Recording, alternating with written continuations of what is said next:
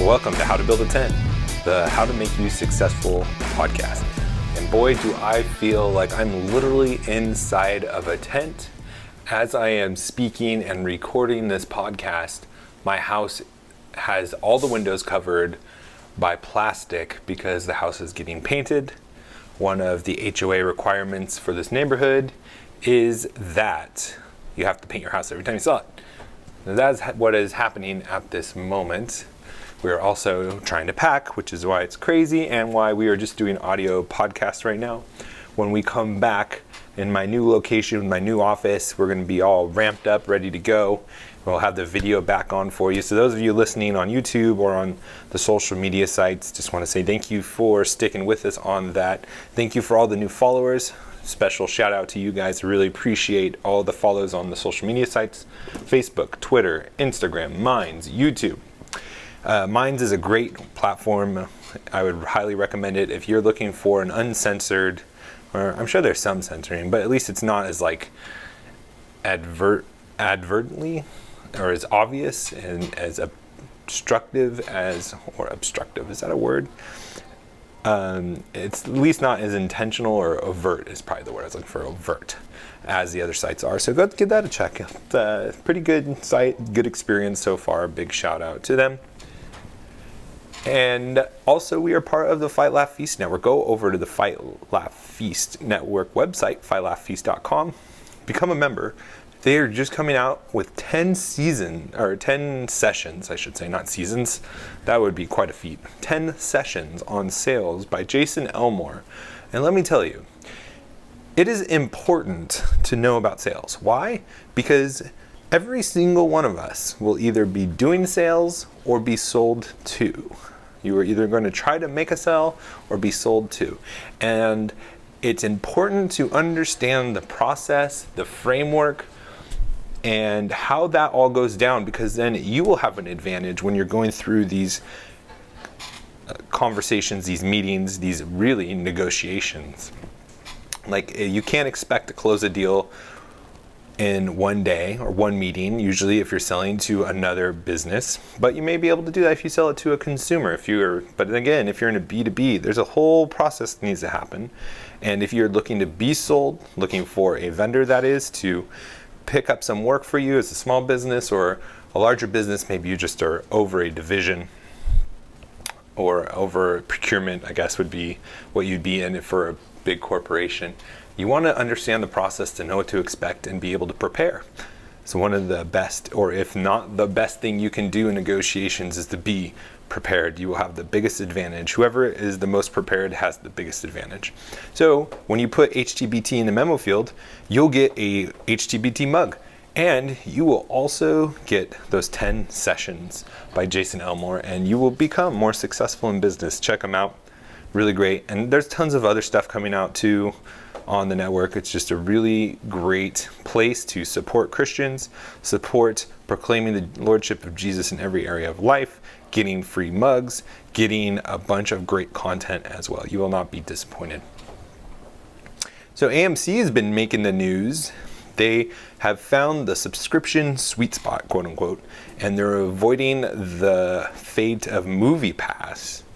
And they came out with saying they hit their goal of 8,000, or they exceeded their goal. Their goal was 500,000 members by June 26th. They actually hit 800,000 members. So that's a pretty good number. It's a pretty good margin, or excess of the goal, to hit 300,000 plus on top of their goal. That's awesome. And their program's called Stubbs A-List Program. And what you can do is you can see 3 movies a week. And now I don't know who these people are that have time to see 3 movies a week. I don't know people that would want to see 3 movies a week. I am biased though. I can tell you that I do not like seeing movies in a movie theater because I hate people. No, I'm just kidding. I don't hate people, but people in groups can be really annoying. My wife is totally just laughing at me right now. We haven't been to a movie in years because the last time I went to a movie, I just had enough. This lady picked up her phone and had a full-on conversation during the movie. Not a text message, not checking her Instagram, but had a full-on audio conversation. And that was just the last time I was going to spend $20 to hear somebody on the phone that I don't care about. That's very unchristian of me, I'm sorry. And the statistics of how many people see a movie is kind of surprising to me. It's between 2.6 and 4.7 movies per month by people. And the first thing I think of is, man, $20 a movie and you're seeing 4.7 movies a month? That's $94. Like, just get Netflix or rent it when it comes out and then invest that money every month into your portfolio. I guarantee you that's going to be a more lasting impact than any movie you go see in the movie theater. So just some food for thought if you're one of those 4.7 movies per month moviegoers. And I found it fascinating just talking about what the Movie Pass's fate was, the fatal flaw of Movie Pass. And I went back and I was like looking through and thinking about it. And it was this. They thought of the averages, just like the 2.6 to 4.7 movies per month was the average that someone watched a movie. And they said, okay, that's great. So we will price our product with that in mind. And we'll assume that most people will be in that average or below. And it turns out that no, people were using MoviePass all the time, and it was really cheap. And then they had to start making changes, and their changes became more and more often and more frequent because more people were seeing movies than the statistics and the averages before the process started, before the program was implemented. Before that was a feature, people would pay their $20 every movie and go see. And then when it was $20, people were seeing 2.6 to 4.7 movies per month. And then, oops, sorry, I just slammed my mug. And then when this unlimited plan for a really affordable rate came into play, well, all of a sudden people were seeing movies a lot more. And that is just really predictable if you know economics. And it's a really great opportunity for us to come back to the simple supply and demand model. The lower prices are, the higher demand is going to be, the lower supply is going to be. The higher the prices, the higher the supply is, and people are going to be more willing to supply a product or service because the margins will be better, but less people are going to want to spend that money. And this is what happened here. There was a shift in the curve because prices dropped. Well, I guess I shouldn't say it was a shift in the curve. That is economically incorrect. But the median dropped because the prices dropped. And so because the prices dropped, the demand increased all the more. And MoviePass was ruined because now all the theaters were realizing they were being taken advantage of, and they asked for changes and they wanted more money, and the model went away just like that, and no one liked MoviePass anymore. But it looks like AMC has found kind of the sweet spot, as they say. So it'll be interesting to keep an eye on that and see how that goes and how they try to navigate around the fatal rocks in the sea that MoviePass ran into.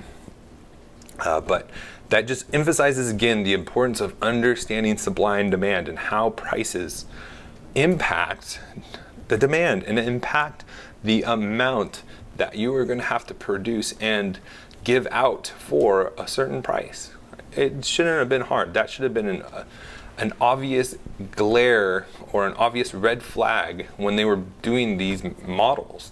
They're statisticians, or maybe they didn't even have any, and they just saw these stats, and someone who doesn't understand stats just ran with it, raised a bunch of money, and built MoviePass. I don't know how it happened, but supply and demand is important. It's relevant, and that's why we talk about it from time to time, because that will save you from making mistakes like MoviePass did.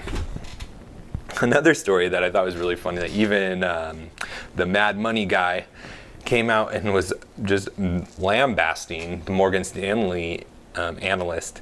But Morgan Stanley came out and said that Tesla could become a $10 stock. Now, if you're paying attention at all to what Tesla is doing, you would think, whoa, that is quite a drop, because their stock is right around $200 a share, and they're saying it's going to drop to $10. Like, that is dramatic. I mean, now the guy is obviously anti-Tesla. His price target is $97 a share, so it's already half, but now he's dropping it to $10 a share, whoever is making the analyst or the price target decisions for Morgan Stanley. And I just pay attention to Tesla because back in the day, when I was in my business program, I had a very liberal professor. He's a really smart guy. I came from Austin, Texas, in that little liberal enclave that they have there in Texas. And I was saying, we had a big class discussion, a big class discussion. We have 15 people in our class. And the discussion was, do you invest in Tesla? And I forgot what the price was. I think it was below $100 back then. And I was like, no, I would not invest in Tesla. And I gave a whole bunch of reasons why. I don't think electric cars are in high demand. I don't think that the price point is competitive with non-electric vehicles. I don't think Tesla could survive without the government subsidies. And the professor commented back and said, like, you're crazy. Like, look at where the stock has gone and how it's going. And then just throughout the rest of the classes, the stock went up and up and up because, Elon Musk is a smart dude. And basically, the company has just been on his back, right? Even in the midst of the cars blowing up and stuff like that. So anyways, I just remember the professor like taunting me about my decision. So now I just watch and I just hope he thinks about that conversation where I was like, I would never invest in them. Now, I should have invested in them because their stock went up astronomically and I would have made a great return. But there is always this just doubt in the back of my mind that this just doesn't work. And so we're starting to see the reality of a Tesla that has to make it on its own. And it will be very interesting to see how that will do because there's been a deceleration in their demand. The demand is going down, and so what do you have to do when demand goes down? Well, it goes back to our previous discussion with supply and demand. You have to cut prices. You have to cut prices to increase demand to get more sales. And the free cash flow generation that they have been relying on to self-fund, to develop and innovate new features and models, could start evaporating, which would be really interesting because I think I mentioned this before. I can't be sure, so if I didn't, I'll just recap real shortly. That Elon came out and said basically for the newer models of the Tesla, they already have all of the hardware needed for a software update where you could just go to work and turn your car on autopilot and become a self-driving Uber. So your car basically could make money as an Uber driver while you're working another job. Now that's really sweet. If they can pull that off, man, Tesla stock will be skyrocketing. But who knows if they're going to be able to make it there. They're having some issues with their autopilot. They're having some issues with some of their other software from what I've heard. And if they don't have the free cash flow to fix those things, to spend time on those updates, it'll be interesting to see. And then the other critique of Tesla right now is that they have oversaturated the market outside of China and basically need to move into China to really boost sales. And some of the analysts are saying that, sorry, I just hit my mic. Some of the analysts are saying that there is basically no more room to grow outside of China, that they're going to have to go to China. Now, there's a big problem with an American company going into China right now. There's this big trade war going on, and if that doesn't get resolved anytime soon, I think Tesla is going to have a hard time trying to grow and trying to continue their sales and increase demand, even if they lower the sales price. There's going to be a point where there's just everybody has bought the electric car that wants to buy an electric car. And who knows where that is. We might be coming up on it. We might be a few years down the road, but I don't really see electric cars as it is today with the technology it has to really ever replace fossil fuel cars right now. So we'll see how that goes. Now, what can you do to be successful and take advantage of this? Well, you can buy some options and short the company. You could laugh at them. You can mock them on Twitter. No, I'm just kidding. But that might be some options for you to consider and to think about. I'm staying away right now because who knows? They might get bought by Apple. That was another rumor. Like if they get bought by Apple, then that stock's going to go shooting way up. So I'm just staying away from Tesla altogether. That's just my personal strategy regarding Tesla. I'm just watching to make sure that my professor knows that I was right. No, I'm not bitter at all about that. The next article I saw was really cool. I've definitely told you this before, that I wish I was a pilot. I'm jealous of pilots. Pilots have emailed me before, and I'm incredibly jealous. I don't even want to respond to them on email because I'm just so, no, I'm just kidding. I really do want to be a pilot someday. I would love to do that. And I really just, I don't know what's the word for it, but I guess I am kind of jealous, but not in a animosity way where I'm angry at the person, but that is such a cool job to be a pilot. Anyways, Hermes, I think that's how you say it, Hermeus. They have just raised money to build a hypersonic jet that can fly from New York to London in 90 minutes. That's kind of like the route that all these supersonic jets are going after. And they plan on coming out with a Mach 5 jet that can get you to London from New York or vice versa in 90 minutes or less. Now, to put that in perspective, currently, I believe it takes about 7.5 hours to get from New York to London. So getting on this jet will reduce the time to an hour and a half. That is incredible. You could literally go to London if you live in New York, or New York if you live in London, for all-day meetings and be back in time for dinner. What is that worth? That is going to connect the world. Now, you think about that, and if they can figure out how to make this work, because you have to remember that an airplane is nothing but a bunch of trade-offs. So what are they going to be trading off to be able to get that fast of speeds?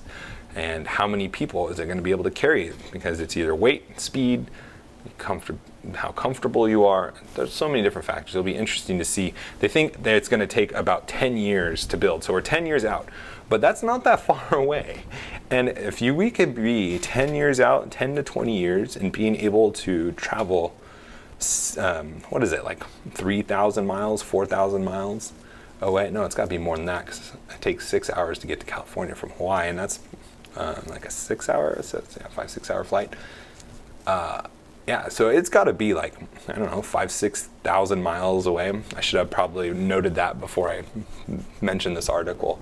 But if you could start traveling those distances in 90 minutes, what are the opportunities in emerging markets? What are opportunities to connect other countries in a very quick way? We can fly down to South America and build out industry there instead of having to go to China and different places like that. We can meet, we can physically see these people. We can go down and talk to them and meet our production facilities in person, wherever they are in the world. And it's going to be a far more doable. Now, it's going to be super expensive. I think they're going to sell the tickets for $3,000 a ticket, which that's pretty expensive. But when you think about, you're getting 6 hours of your life back. And if you are a person that needs to get to New York or London for a meeting, and you are probably in a position then where that could be worth the trade-off. And I don't only, this is the one thing, before I wanted to get to the application of this, I thought this was funny in the article. It says that they are building an airplane that will travel at Mach 5. And it says 5 times faster than Mach 1. The speed of sound. Now, I love that it's not just like, normally speed of sound's Mach 1, they'll be going Mach 5, but they have to tell you it's 5 times what Mach 1 is. It's like you reading this and you don't know that 5 times 1 is 5. Like, you have to add that little thing in there, like, Mach 5 is 5 times. Anyways, I don't know, maybe that's just me being stupid and a terrible sense of humor, but I thought that was really funny.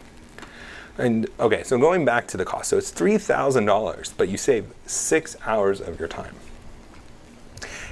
And this goes to our opportunity costs that we have to make decisions and throughout all life, but just specifically for this. So let's just say, and I'm going to extend this out to first class, because this supersonic jet is 10 years away at best.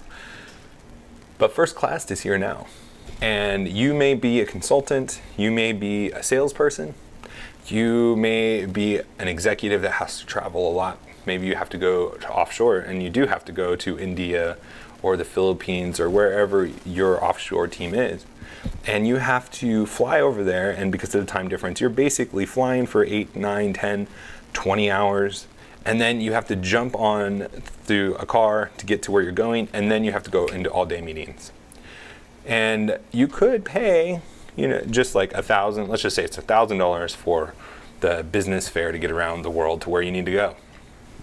You'll be uncomfortable, you won't sleep well, and you'll get there and be exhausted from the traveling. Or you could pay, let's just say $3,000 or 3 times as much. And you can get there, but you'll be rested because you'll be able to sleep. You'll have a full extended bed. You'll be able to eat. You'll be able to have, your drinks, and you'll be able to relax. And you'll be able to get there recharged. Now, how efficient do you think that person who got the rest they needed, that got the food they wanted on the plane, that they got there and they were recharged, ready to go, how much more effective are they going to be than somebody who's half asleep through meetings all day? And then, when you fly over there, it's not just meetings for one day, because it does take like 20 hours to get to the other side of the world, connecting flights, layovers, all that stuff, and then traveling on the ground. How effective do you think those people are going to be in meetings for multiple days at a time? You're not just there for one meeting. You're there to meet a whole bunch of people. You're there to make decisions. You're there to, carry a message from the American mainland. How much more effective will you be? Is it worth an extra $2,000? And I know some of you are like me, or just instantly cheap, and you're like, oh no, I'm just going to save the $2,000 and I'm going to just endure it. I'm going to get bad sleep and I'll just push through it. But you're not going to be at your best. And maybe the value that you could make from those trips is far more than the $2,000 you spent on that upgrade. And I just want you to think about things like that. And it goes back to a discussion is you shouldn't try to find the cheapest things. You should try to find the best value of things. If something is cheap and is going to break 5 times, when you can buy the high-end thing that's only going to break 2 times in the same period or not break at all. And if breaking that one cheap piece 5 times actually costs more than that high-end object, well, then you should buy the high-end piece, because you're going to save money in the long term, and that's the value that brings. And that's how you need to be thinking in everything, not just business, not just in your startup, but in your personal life, in your time, and what you put your resources into is what is the opportunity cost. All right, now let us go out and be successful, and we'll talk to you tomorrow. God bless.